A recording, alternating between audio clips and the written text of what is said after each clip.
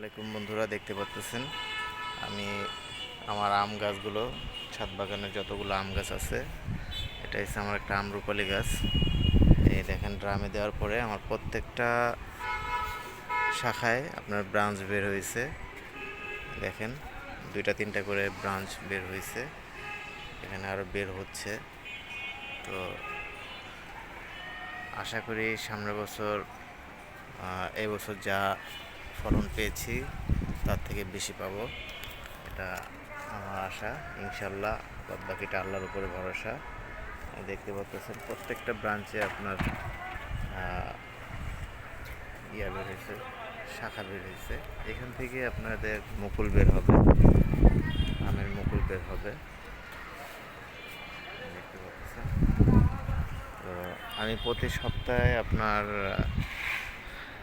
গাছে একবার করে জৈব প্রক্রিয়ায় আপনার